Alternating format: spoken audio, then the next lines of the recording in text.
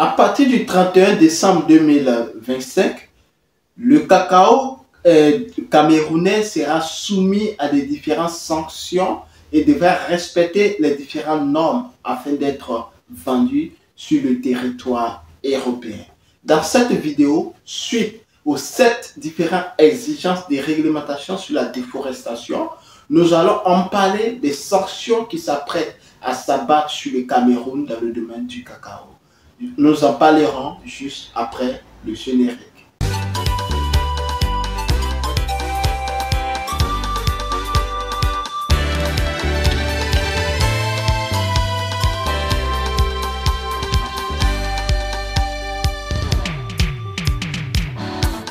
Selon une source très fiable s'agissant des investis au Cameroun, j'ai eu cette information dont je vais vous partager dans cette vidéo. Salut à tous, bienvenue sur ma chaîne Entrepreneuriat sans frontières. Je suis Kwame Ferdinand, je suis agripreneur et je suis négociant des matières premières spécialisées dans la culture pérenne telles que le cacao, le café, les noix de cajou, le palmier à huile. Je suis également négociant spécialisé dans les céréales. Sur cette chaîne Entrepreneuriat sans frontières, nous parlons d'investissement, nous parlons de business, nous parlons du mindset, nous faisons du coaching et également nous plongeons au cœur des paysans, producteurs de matières premières, afin de montrer leur quotidien, partager leur cri de cœur et opter pour une solution rapide et efficace dans le but de contribuer au développement rural en apportant notre expertise favorable à leur réussite, tout en se servant de mise en relation producteurs et acheteurs sur le marché national et international. Sur cette échelle, nous mettons également l'accent sur l'éducation entrepreneuriale christocentrique et sans tabou. Si vous êtes en quête d'informations judicieuses, capitales pour le développement de vos business, soyez les bienvenus car cette chaîne est faite pour vous. Si vous comptez également lancer dans l'entrepreneuriat, vous êtes à la bonne porte. Alors, sans plus tarder, nous allons rentrer dans le vif du sujet dorénavant. Veuillez vous abonner à cette chaîne si ce n'est pas encore fait. Activez la cloche de notification. Partagez cette chaîne massivement autour de vous afin de recevoir en permanence nos publications. N'oubliez pas d'activer la cloche de notification. Alors, je vais vous partager à l'écran cette information-là dont nous allons en débattre aujourd'hui. Il s'agit du site Investi au Cameroun. Voilà. À partir du 31 décembre 2025, le cacao camerounais devra se conformer à plusieurs exigences légales pour être vendu sur le marché européen, qui est le principal débouché pour les fèves de cacao au Cameroun. Les acteurs de la filière cacaoyère devront respecter cette exigence du règlement sur la déforestation de l'Union européenne.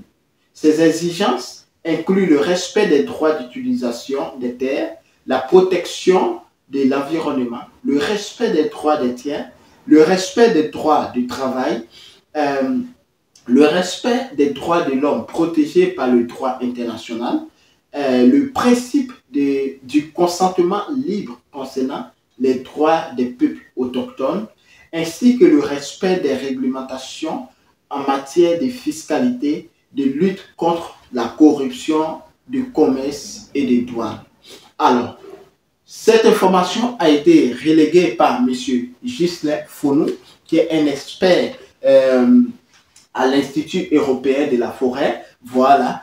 Il faut savoir que ce monsieur fait d'énormes travail, voilà, pour le continent camerounais aussi. Et il faut savoir effectivement que pour que le Cameroun puisse sortir de cette sanction qui d'ailleurs n'est pas encore rentrée en vigueur, si on veut le constater, nous attendons toujours des sanctions contre la RDC qui sera en tout cas en décembre, nous verrons effectivement. Mais dans le temps, si vous avez conclu avec moi que le Cameroun, même en dehors du test, la Côte d'Ivoire, le Congo, tous ces pays-là trouvent les débouchés où sur le continent européen. Il faudrait que de vous à moi, nous puissions nous asseoir et comprendre cette sanction. Je ne cesse de répéter à longueur de journée sur cette chaîne que tant que les producteurs africains n'ont pas la maîtrise sur la fixation des prix, seront toujours esclaves de ceux qu'ils achètent. Qui est-ce fixe le prix de nos différentes matières premières? Nous avons tendance à croire que c'est nos différents gouvernements. Il y a eu la Côte d'Ivoire, le prix a été fixé. Le Congo, fixé. Au Ghana, qui d'ailleurs a sa propre bourse de cacao. La Côte d'Ivoire, étant premier producteur, n'a pas sa propre bourse de cacao. Le Congo, qui s'apprête à établir sa propre bourse de cacao. Le Cameroun, qui d'ailleurs, je ne sais pas si vous en savez, vous pouvez mettre en commentaire. Mais je sais que en termes de fixation des prix, le Cameroun n'a pas de problème. Parce que au Cameroun, chacun est libre de fixer son prix. Et c'est ce qui fait mal à l'Union européenne. C'est ce qui fait mal aux différents acheteurs. Alors, ce qu'il faut comprendre est que si dans le domaine du chocolat, que ce soit toutes les procédures, la procédure normale pour pouvoir obtenir le chocolat, ceux qui souffrent plus sont les premiers acteurs, les cacaoculteurs. Mais le cacaoculteur est mal rémunéré en Côte d'Ivoire. Et cette même crise a été au Cameroun, d'où vient les prix montent et descendent. J'ai eu pas mal de contacts et lorsque je propose par exemple le cacao camerounais, nous n'arrivons pas à conclure. Pourquoi?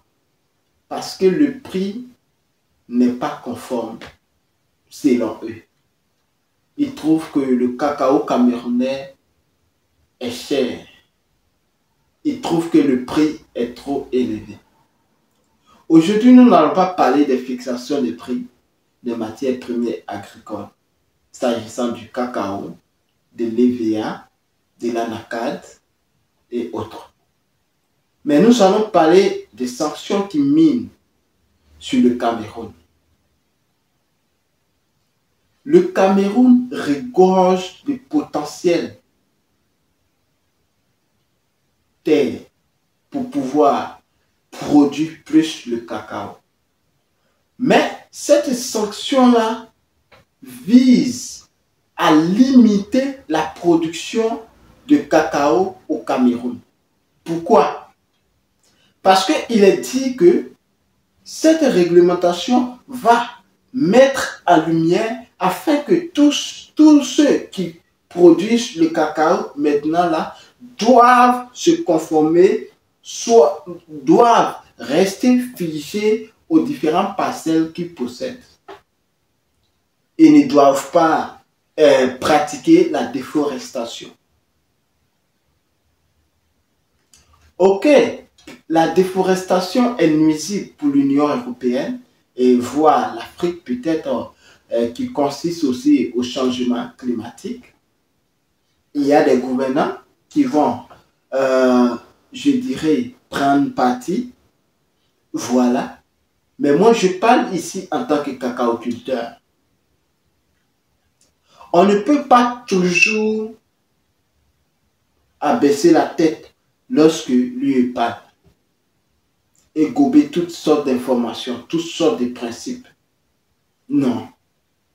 Notre terre est notre terre. Le Cameroun est indépendant ou pas? L'Afrique est libre ou pas. Toujours, nous recevons des sanctions qui créent des difficultés au niveau même des producteurs et au niveau même des exploitateurs. Il faudrait que tout Africain puisse avoir cette connaissance que nous devons diversifier nos différents marchés. J'ai fait une vidéo où je disais que, et si nous nous tournons vers les autres continents,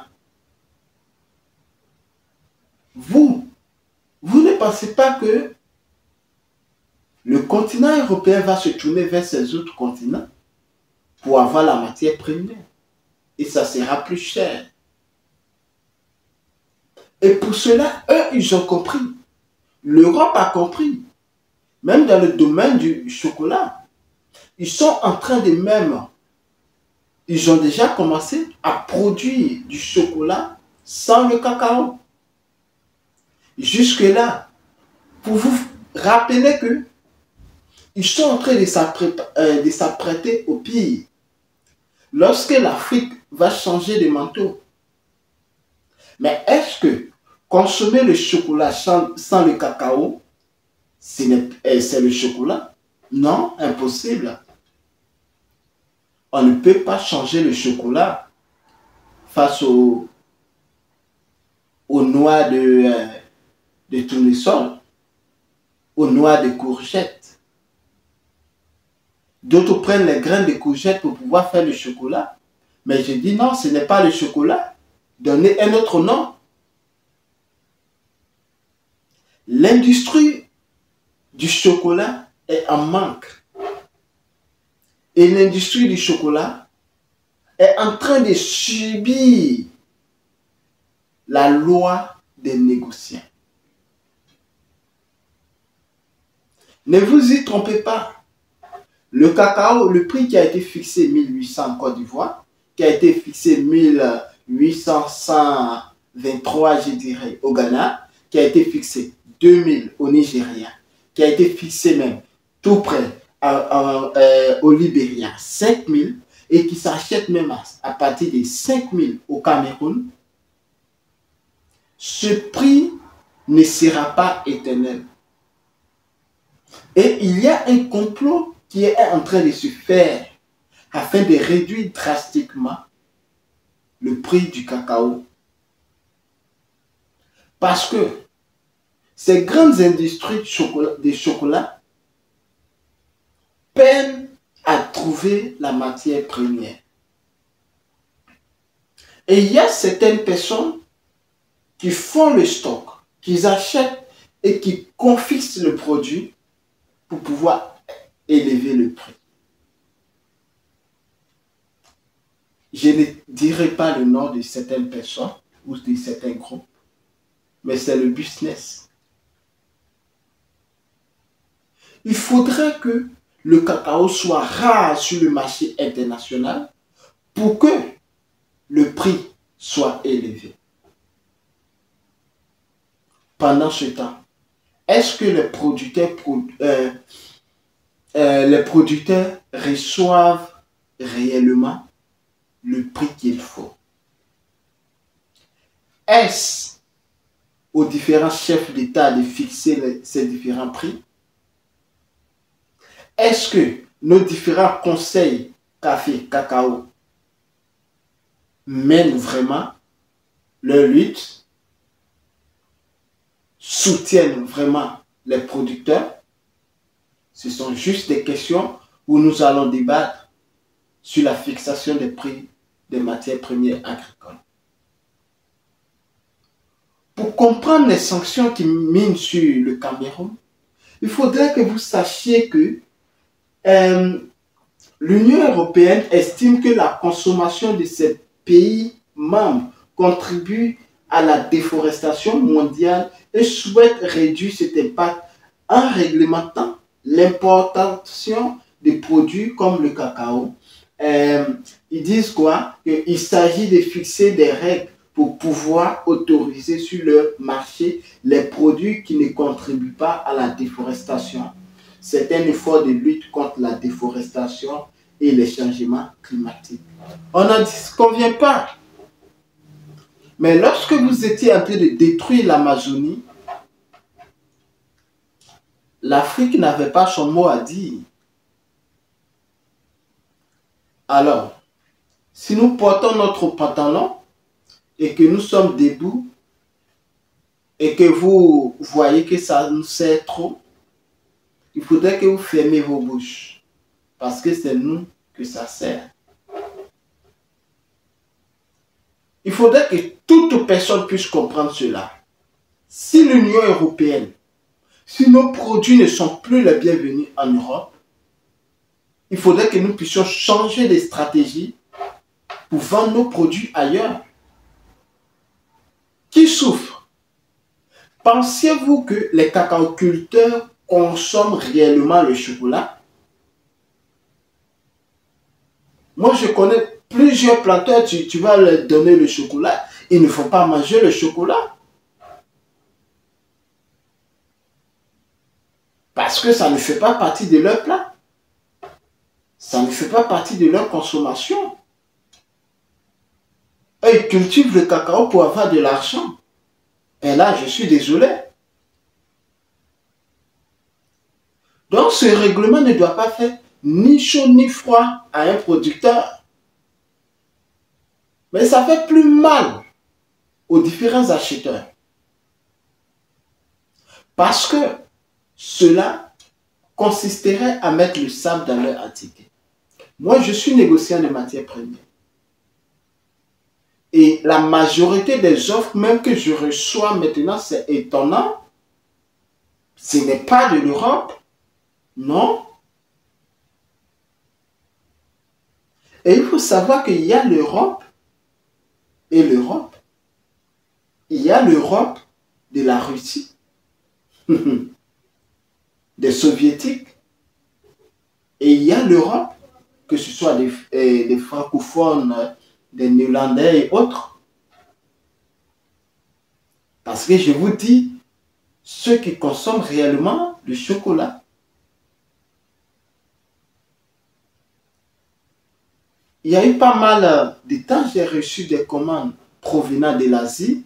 J'ai reçu des commandes du côté du Kazakhstan. D'énormes commandes. Mais pourquoi nous sommes toujours figés sur la France, la Belgique, les Pays-Bas, l'Angleterre et autres?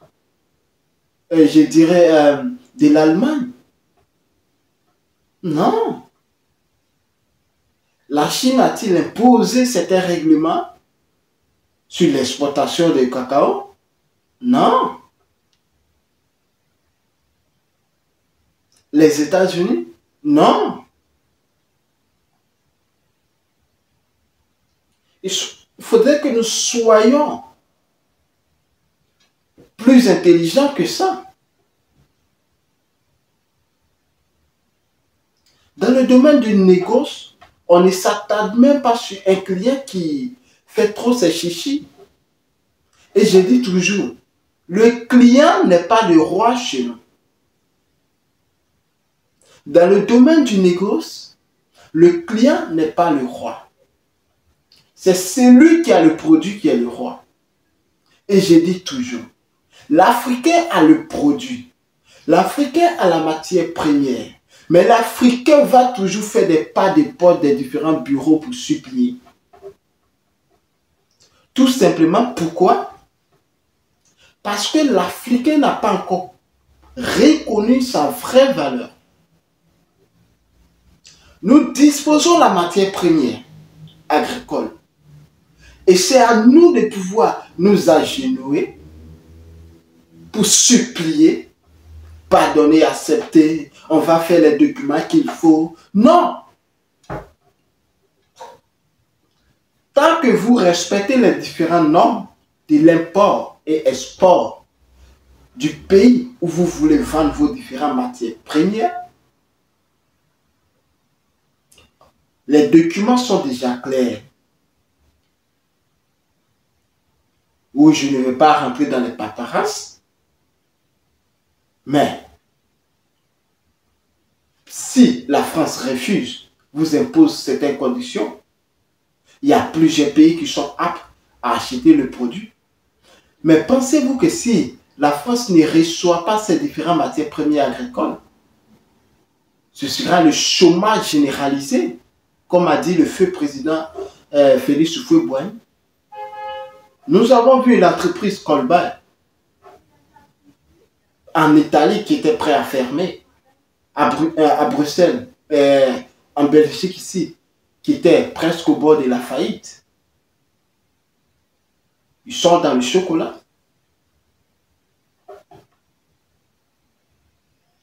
Si la Belgique ne reçoit pas le cacao, si les Pays-Bas ne reçoivent pas le cacao, si la France ne reçoit pas le cacao, vous allez voir une crise énorme qui va s'abattre sur ces différents pays. Parce que l'industrie chocolatière nourrit plus de monde en Europe, plus que vous ne pensez. Avec le cacao rentre dans le processus de plusieurs choses ici en Europe, que ce soit dans la mestie, en cosmétique, à ne pas citer dans la nutrition, le petit déjeuner, les dîners et les déjeuners même. Il faudrait que le Cameroun puisse s'asseoir, mener ses stratégies de la libre achat, diversifier la clientèle. Et moi-même, je dirais d'ailleurs, il faudrait que l'Afrique puisse changer de calibre. L'Afrique puisse changer des pays où il va exporter son cacao. Déverser massivement le cacao en Asie. Et on verra. Mais eux, ils ont compris. Ces grands groupes ont compris. Raison pour laquelle ils sont partis s'installer en Afrique. Ils sont partis s'installer pourquoi? Parce qu'il y a toujours des Judas qui seront toujours prêts, aptes à acheter le cacao pour les donner. Raison pour laquelle les négociants africains n'ont pas le poids, ils n'ont pas le pouvoir. Parce qu'il y a certaines personnes qui ne pensent qu'à eux-mêmes, à leur propre vente. Les sanctions vont toucher plusieurs pays en Afrique. Et ces sanctions touchent en partie des grands producteurs mondiaux. Si l'Occident pouvait changer de cadence, pouvait changer de stratégie pour produire plus le cacao ailleurs, le cacao africain ne sera plus consommé sur le marché international. Et je suis désolé, mais il faudrait qu'on puisse se dire la vérité. C'est parce que l'Afrique est le seul continent capable de produire n'importe quel tonnage exigé par n'importe quelle industrie au monde. C'est parce que l'Afrique a les meilleures terres arabes capables de cultiver, capables de produire n'importe quelle matière première. Et comme ils n'ont pas cette capacité de pouvoir produire, il faut venir avec l'esprit colon pour pouvoir nous imposer certains règlements. Qui va au quartier chez un boutiquier pour lui dire que à partir d'aujourd'hui, ton huile là, je veux que tu me serves en bouteille métallique ou en plastique bien scotché, certifié et autres. Tu as besoin d'acheter ton huile, tu vas à la boutique. Dialogue te sert selon ce qu'il a. Si tu veux, tu prends. Si tu veux, tu ne prends pas, tu vas ailleurs pour acheter. Cela doit être ainsi, partout. Nous devons avoir cette même capacité-là. Et ce n'est pas parce que si vous n'arrivez pas à écouler dans de brefs délais en Europe, si vous avez seulement qu'un seul marché, que votre production va se gâter. Non. Le cacao peut se conserver très longtemps. Et quand vous passez dans les demi-produits, ça va des années. Il faudrait que le Cameroun puisse diversifier son marché. Et c'est la seule, c'est l'ultime option pour pouvoir sortir de l'embargo. Décembre est loin, mais décembre n'est pas loin. Ils ont commencé à chuchoter pour dire que oui, cette sanction va mener à concerner à toute personne qui produit sur plus de 4 hectares et autres. On s'en moque. Que ce soit 1, que ce soit 2 hectares, que ce soit 3 hectares. Même celui-même qui a demi-hectare, tu es concerné, mon frère. Tout le monde est concerné. Et vous qui exportez, si vous n'arrivez pas à diversifier vos marchés, vous serez toujours dans le besoin. Vous allez toujours partir supplier dans les bureaux. Chez nous, on dit la plus belle femme donne ce qu'elle a.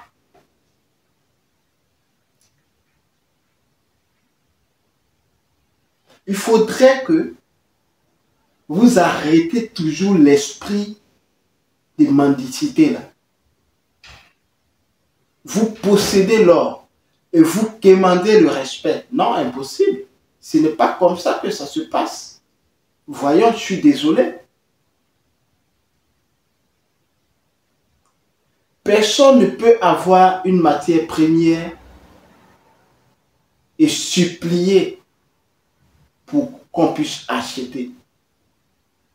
Dans une vidéo que j'ai faite, j'ai parlé de la suspension de la RDC sur son produit, sur le colba. Ok, vous avez imposé vos sanctions. Nous, on prend l'initiative à compter d'aujourd'hui. On ne livre plus le cacao à l'Europe.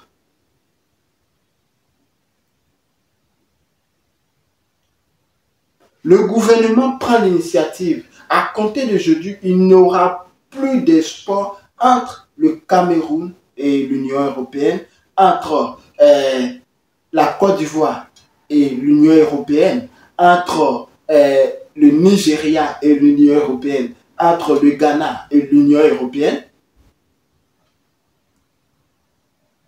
Et nous verrons. Mais ce qui est déplorable est que nos gouvernements aussi, quand ces grandes puissances viennent là, ce n'est pas toutes les propositions qu'il faut accepter. Tout cela aussi parce que nous, membres de la diaspora, nous, opérateurs économiques, nous ne sommes pas prêts à investir.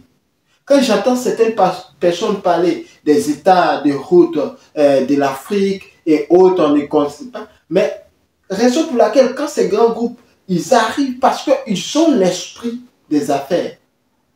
Peu importe le trou où la matière première va se retrouver, ils sont prêts à partir s'installer. Oh non, c'est la brousse, moi je ne peux pas, oh non, je ne peux pas me salir. Mais il n'y a pas de ressources capables de nourrir, d'enrichir l'économie d'un pays que les matières premières agricoles. Ça ne se trouve pas à Douala, ça ne se trouve pas à Yaoundé, ça ne se trouve pas à Abidjan, ça ne se trouve pas à Yamoussoukro, ça ne se trouve pas à Accra, ça ne se trouve pas à Lagos, ça ne se trouve pas à Dakar. Ces matières premières sont enfouies au fin fond de nos différents pays. où il faut faire des kilomètres pour pouvoir avoir en possession. Et il y a ceux qui sont dans le milieu autochtone qui en produisent. Et quand ces grands groupes-là arrivent, puisqu'ils sont habitués à être mal payés pour leurs produits, ces grands groupes font quoi? Ils mettent juste un petit peu dessus. Et ces mêmes paysans-là, d'autres, se portent garant même d'acheter pour eux. Ils prennent des licences dans nos différents États, comme si c'était des acheteurs. Pourtant, ce n'étaient pas des acheteurs. Ils achètent pour ces grands groupes. Vous allez me dire que non, c'est la corruption. Non, ce n'est pas de la corruption. Chacun cherche son argent. Si nous, dignes fils d'Afrique, nous sommes incapables d'acheter nos différentes matières premières, valoriser nos différentes matières premières, exporter et vendre, il y a combien d'Africains qui sont réellement dans le domaine agricole, qui font réellement de l'import-export, qui sont des vrais acheteurs? Non, soyons sérieux. Il n'y a pas d'acheteur type. Il n'y a que des intermédiaires.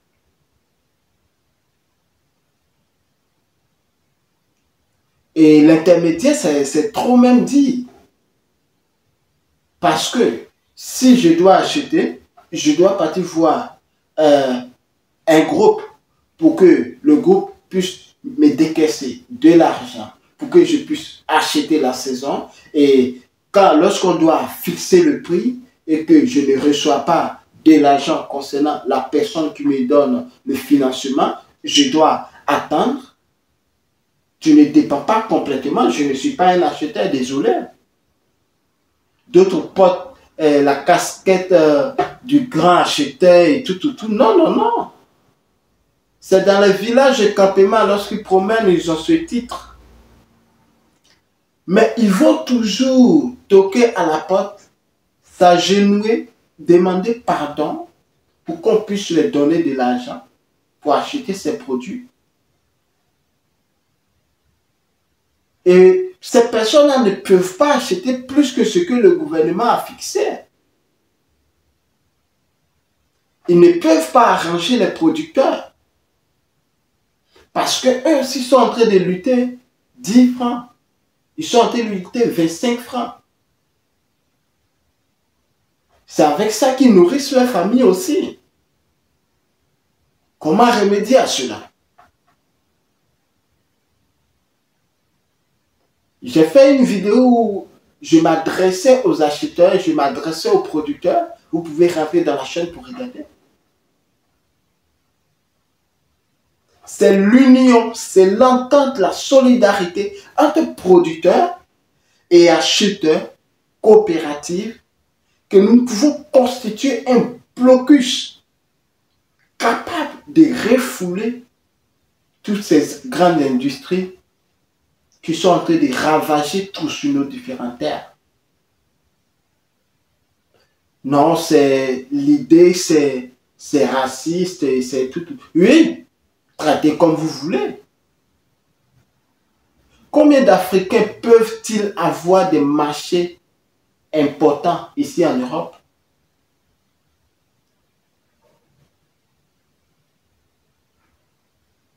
Ok, vous devez fournir quelque chose à un grand groupe ici en Europe. Vous déposez vos différentes candidatures. Il y a sur 10, il y a 2 sociétés européennes et 8 sociétés dirigées par les Africains. Je ne dirais pas africains, européens, mais dirigées par les Africains. Le gars va regarder, il va choisir la société plus souche européenne d'abord. Je suis désolé. Ce n'est pas du racisme. Quand Donald Trump est arrivé au pouvoir récemment, qu'est-ce qu'il a dit? Il a dit American First. All right. Mais pourquoi aussi nos dirigeants ne peuvent pas faire cela? Parce qu'il y a certaines personnes, mon nom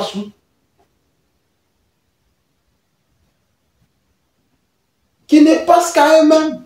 Comment est-ce qu'on peut retrouver dans un continent ou dans un état conscient certaines personnes que les valises d'argent, plus de 400 millions et 400 milliards des années où nous n'étions pas nés, qui subsistent maintenant dans différents états? Comment est-ce que l'Afrique peut évoluer comme ça? Impossible. C'est déplorable. Nous allons subir toujours ces sanctions. C'est clair. Et je sais que ces jeunes-là sont en train de se réveiller. Certains pays ont commencé à prendre leur avenir en main. Et nous, négociants africains, nous devons avoir cette force-là. La foi, la persévérance de mener nos différentes activités honnêtement et se détacher des liens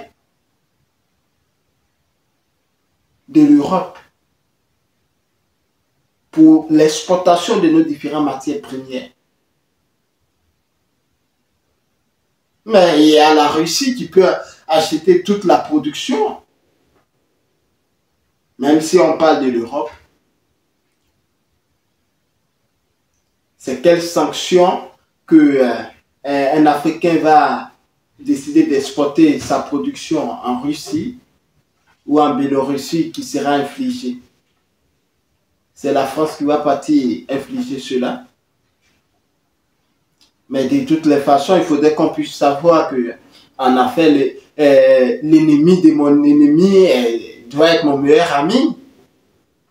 Ce n'est pas méchant, voyons.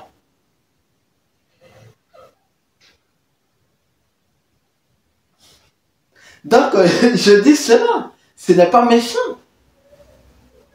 Des fois, nous devons faire des choix capitaux. Oui, ça fait rire, mais l'ennemi de mon ennemi doit être mon meilleur ami. Et même tu dors, tu ne rêves qu'à lui, tu l'appelles. Vous collaborez très bien. Mais nous sommes toujours là. Ah non, ce sont eux. Ah non, ils ont la capacité. Ah non, ils ont la technologie. Mais on s'en moque. Mais c'est nos pauvres producteurs, nos pauvres paysans qui souffrent. Aujourd'hui, ces sanctions qui s'abattent, qui s'apprêtent même sur le Cameroun, vous pensez que ces grands groupes souffrent? Non. Si on décide aujourd'hui d'arrêter complètement d'acheter le cacao au Cameroun, toi tu produis le cacao, tu vas manger ton cacao? Non. Raison pour laquelle il vous faut une personne de confiance fiable pour pouvoir vendre vos différentes matières premières. Une personne qui ne mange pas à gauche, qui ne mange pas à droite. Une personne qui, lorsqu'il dit A, il respecte sa parole.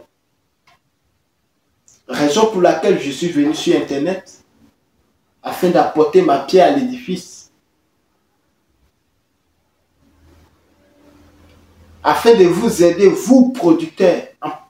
La chaîne consiste à sa première vision sur les producteurs. Parce que ce sont les producteurs qui souffrent. Les acheteurs n'ont pas ce problème. Il y a toujours des grands groupes. Ils auront toujours besoin des personnes. Et les acheteurs auront toujours de l'argent. C'est vice-versa, hein? Même les négociants. Il y a négociants et plus négociants. Il y a des négociants qui sont même plus pires que nos différents démarcheurs qui travaillent pour les grands groupes qui sont installés en Afrique. Négociants africains. Moi, je suis venu sur ce réseau afin de faire même du social, considéré comme le social. Raison pour laquelle je vous dis de rentrer toujours en contact avec moi. Il y a certaines personnes qui m'ont contacté, on a échangé tranquille. Les conditions sont simples, je peux même m'exposer, mais non, pas du tout. Mais je ne suis pas du genre à acheter à tel prix, venir t'imposer tel prix, te prendre à tel prix, revendre à tel prix, tu ne sortiras pas gagnant. Parce que la production est tellement pénible. Moi-même, je suis fils de producteur. Moi-même, j'ai grandi au milieu des champs de cacao. J'ai vécu au milieu des champs de cacao. J'ai vécu où il y a des frontières même. Certaines personnes sont dans les différentes forêts classées. J'ai vu la misère que ces personnes endurent. Et j'ai vu des personnes, il y a certaines périodes de l'année, qu'on parle de grands traits en Afrique, c'est là où il y a beaucoup la pluie. Je vois à quel point vous peinez même pour pouvoir sécher le cacao. D'autres même finissent de sécher pour faire sortir même le cacao, c'est un problème. Parce que les routes sont impraticables. Les routes sont complètement gâtées. Lors des transports, il y a même des accidents. D'autres même perdent la vie. Pour remédier à cela, d'autres prennent le cacao sur les têtes, chargés pour marcher à des dizaines de kilomètres. Combien de tours? Pour avoir combien?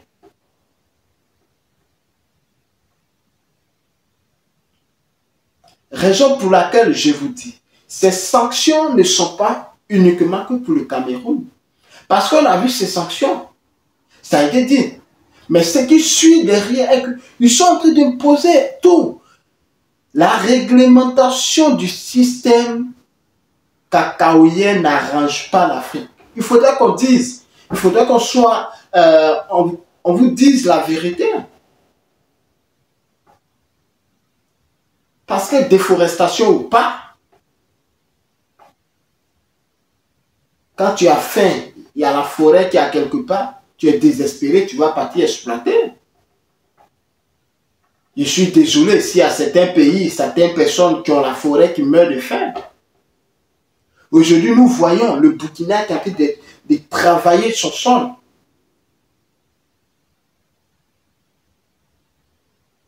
Il faut être conscient. On n'accepte pas ces règlements en Côte d'Ivoire sur l'exploitation, évidemment, ok, parce que nous avons diversifié nos marchés. Mais ce qu'il faut savoir est que le côté obscur des réglementations, ceux qui subissent beaucoup sont les producteurs. Ce ne sont pas des acheteurs. Hein? Parce que l'acheteur peut être là, tu peux faire ton système de marmaille pour dire que oui, ma production vient de telle zone. Il scanne seulement et ok. Pour continuer ce système-là, c'est très simple et facile à réglementer. Mais ceux qui souffrent plus sont nos parents qui sont enfouis dans ces forêts-là et qui, depuis plus de 20, 30, 40, 50 années, sont dans ces forêts-là. Pensez-vous que toi-même, tu regardes cette vidéo. Aujourd'hui, tu es colonel. Aujourd'hui, tu es gendarme. Aujourd'hui, tu es un homme puissant d'État. Aujourd'hui, tu es un député. Aujourd'hui, tu es un ministre. Aujourd'hui même, tu es président de la République. Tes parents faisaient quoi? L'agriculture, n'est-ce pas? D'autres ministres même là, tes scolarités ont été payées à cause des champs qui sont produits soit aujourd'hui sur la déforestation. Tu es professeur d'université, tu es professeur dans le collège et lycée. Tu es gendarme, tu es commissaire, je ne sais quel titre tu occupes maintenant dans le gouvernement. Ta scolarité, toi-même tu travaillais dans ces champs-là. Aujourd'hui, on vient, on se lève à cause du système du m'as-tu vu et pour arranger nos propres intérêts. On prend l'initiative, non, il faut scanner, ton champ vient, tes produits viennent d'où et là. C'est vous les producteurs, vous allez endurer, subir ces conséquences-là. Et vous qui travaillez aujourd'hui, fermez toujours vos bouches, ne dites rien. Avec ça, vous allez dire, j'ai mon petit frère, il n'arrive pas à trouver, il ne va pas trouver le travail. Parce que le système est fait ainsi. Ça a été verrouillé, vous allez toujours enlever de l'argent pour payer des concours, ils vont toujours bouffer. C'est clair. Pourtant, si nous défendons nos terres, nous défendons nos droits, étant producteurs. Moi, j'ai vu certaines personnes qui ont la maîtrise, qui ont la licence. Ils sont dans les campements. Ils sont sur l'exploitation de leurs parents qui nourrissent leur petite famille avec, qui payent tout avec. D'autres même, avec ces exploitations dites des sources de la déforestation, ont épargné, présenté des concours, ils sont admis dans les fonctions publiques. Pourquoi est-ce que quand l'Africain gagne une position, commence à devenir comme le maître? Je suis désolé. Wakama, au bouton genou, kakia gueulé.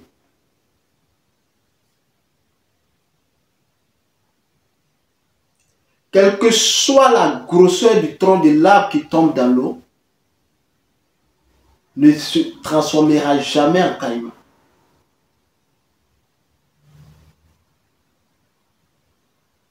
Il faudrait que vous sachiez que ce problème n'est pas un simple problème que vous pouvez constater. Nous avons des dirigeants sages, intelligents, qui savent prendre des décisions au moment où il faut. Nous avons des présidents, même si parfois le peuple critique. Nous connaissons aussi, il faut savoir aussi qu'il y a certaines pressions politiques qui sont là.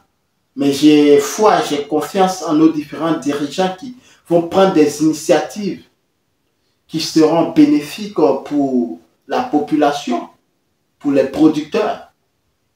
Et je dis toujours, je vais redire toujours, aucun président de la République ne peut changer la situation des producteurs. Alassane Ouattara n'est pas le président, elle n'est pas la solution des producteurs de la Côte d'Ivoire sur la fixation des prix. Alassane Ouattara a la possibilité, a la capacité d'établir les normes qui seront bénéfiques pour les producteurs. Si toi tu refuses d'adorer ton fétiche, ce n'est pas un étranger qui va venir adorer. Nous sommes conscients que nous avons des hommes politiques. Mais nous comptons sur ces hommes politiques-là pour légaliser certaines choses pour nous, afin de travailler en toute liberté. Nous comptons sur nos différents dirigeants. Et lorsque nous allons déposer les différentes candidatures sur certaines offres qui seront lancées dans nos différents gouvernements, nous ferons confiance de travailler ensemble. Ces sanctions n'arrangent pas l'Afrique. Mais si l'Afrique ne fait rien, l'Afrique va toujours subir. Et là, je suis désolé. N'oubliez pas ceci. Ça a été le Congo. qui n'est pas encore complètement fini. Aujourd'hui, c'est le Cameroun. Demain, qui d'autre encore? Pour ne pas être plus long dans cette vidéo, je sais que je vous ai pris trop de temps. Voilà, il faut comprendre cela.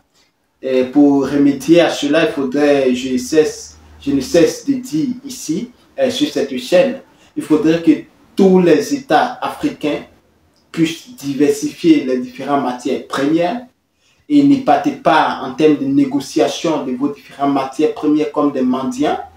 Vous avez la matière première dont vous êtes le roi. Le client n'est jamais le roi dans le domaine des négoces. Le client n'est jamais le roi lorsque vous avez la matière première. C'est le client qui doit, au contraire, mener plusieurs stratégies pour pouvoir avoir ton amour, pour avoir un prix favorable. Alors, pour cela, il faudrait que nos jeunes Africains puissent se lever et face à cette sanction qui s'impose à l'Afrique, il faudrait que nous puissions dire non en diversifiant nos différentes matières premières et en ayant plusieurs partenaires où nous pouvons travailler ensemble parce que c'est ça, les relations internationales sont des relations gagnant-gagnant. Tu ne m'arranges pas, je ne fais pas affaire avec toi, tant pis. C'est ce qu'il faut comprendre. Alors, ce n'est pas une histoire pour négocier, pour demander pardon, non. Vous ne pouvez pas, vous voulez imposer ces règlements. Nous aussi, on vous dit bye bye et on prend autre chemin. C'est là la loi. Donc, vous avez 90% de force. Alors, ne vous laissez pas manipuler, ne vous laissez pas intimider par n'importe quelle puissance. Vous êtes des leaders, vous êtes des vaillants héros, vous êtes des guerriers, vos producteurs, vous êtes la force de l'humanité, vous détenez la force de l'Afrique. Aucune personne ne doit vous intimider, aucune personne ne doit imposer un prix borchant à vous. Vous avez la capacité de pouvoir fixer vos prix, vous avez la capacité de pouvoir collaborer avec n'importe quel acheteur, vous avez la capacité de pouvoir vendre vos produits à n'importe qui, raison pour laquelle je vous invite à rentrer en contact avec moi afin de travailler pour pouvoir avoir plus de bénéfices dans vos différents produits, car vous êtes mon combat. Alors, on va s'arrêter sur cette vidéo. J'espère que vous avez aimé cette vidéo. On se donne rendez-vous pour un prochain numéro. Sur ce, prenez soin de vous. À très bientôt. À Météo.